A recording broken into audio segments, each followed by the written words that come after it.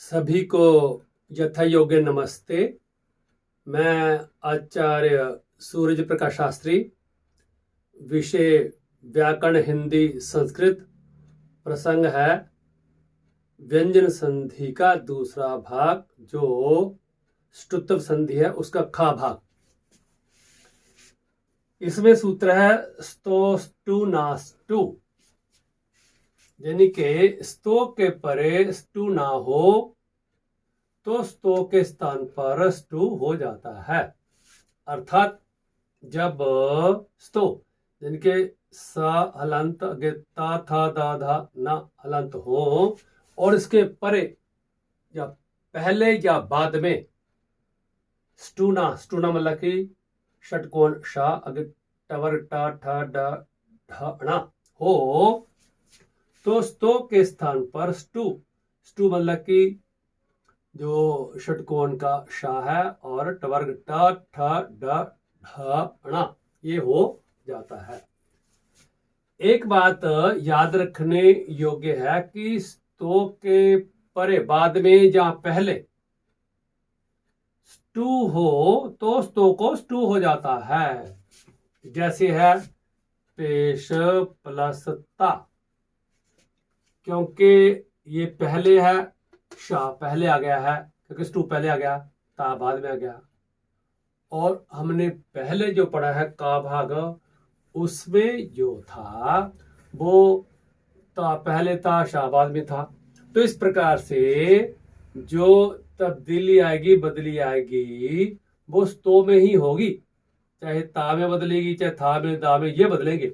अब जैसे पेशता है, पेशता है, तो पेश तो शाह वैसे रहेगा, ता की जगह बदला जाएगा क्योंकि ये बाद में आए चाहे पहले आए। ये कहा कि पहले या बाद में आए। तो इस प्रकार से ता के स्थान पर टा हो जाएगा तो शाह वैसे रहेगा प्लस ता, तो ता के स्थान पर टा हो गया। तो जब हमने जोड़ा इसको तो पेश टा तो शब्द बना।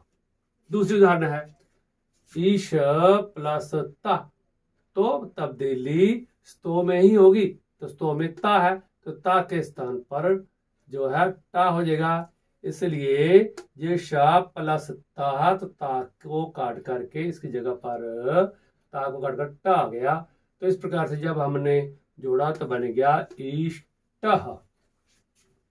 तीसरी उदाहरण में है दुष प्लस तह, तो ता में ही तब्दीली होगी क्योंकि स्तो में तब्दीली होगी, तो इसलिए ता के स्थान पर टा आएगा। तो ये दुष शाह जो है, शाह पहले लगा दिया और प्लस तह, ता की तब्दीली हुई, इसके स्थान पर टह आ गया।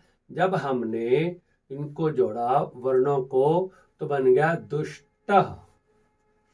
चौथी उदाहरण में है उष प्लस त्रम, तो ये शा तो वैसा रहेगा, त्रा के स्थान पर तब्दीली होगी क्योंकि ता और रा, तो ये ता की जगह पर टा आता है तो रा साथ आ गया, ट्रा बन जाएगा। तो इस प्रकार से जब हमने जोड़ा इसको तो उष्ट्र जो है शब्द बना। नंबर 5 उदाहरण है चेश प्लस ता, तो ताक में तब्दीली होगी क्योंकि स्तो में ही बदलना है। तो इस प्रकार से ता के स्थान पर टा होगा, तो ता को काट दिया, इस स्थान पर टा हो गया। जब हमने इनको जोड़ा चेश टा बन गया शब्द। छठी उदाहरण है राश प्लस त्रम, आगे शा तो यहां रहेगा और त्रा जो तब्दीली त्रा में होगी क्योंकि त्रा बनता कैसे है, ता और रा मिल करके, तो इसलिए ता की जगह पर टा है, तो इसलिए टा और रा बन गया तो त्रा बन गया। इस प्रकार से ट्रा बना है त्रा की जगह पर। जब हमने इसको जोड़ा तो बना राष्ट्रम, ये शब्द निष्पन्न हुआ।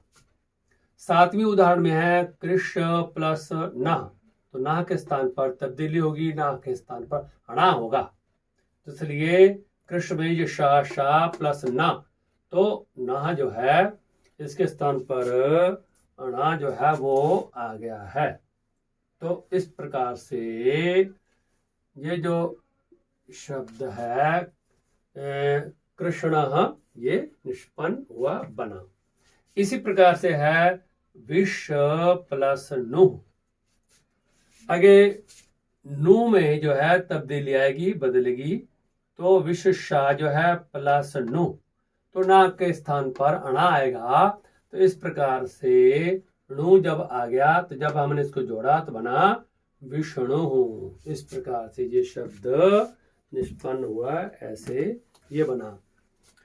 तो इस प्रकार से मुझे उम्मीद है कि आप लोगों की ये समझ में अच्छी प्रकार से आ गया होगा जो ष्टुत्व संधि का जो दूसरा भाग है, क्योंकि इसके दो भाग है, क भाग और ख भाग।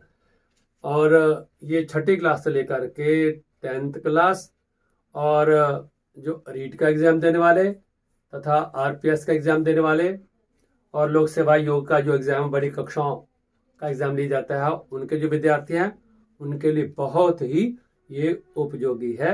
इसलिए भी अच्छी प्रकार से याद कर लेवे। मुझे उम्मीद है कि आप लोगों की अच्छी प्रकार से समझ में आ गया होगा और इससे आप अवश्य में लाभान्वित होंगे। और मैं उम्मीद करता हूं कि आप मेरे चैनल को अवश्यमेव सब्सक्राइब भी करेंगे। इति ओम शाम।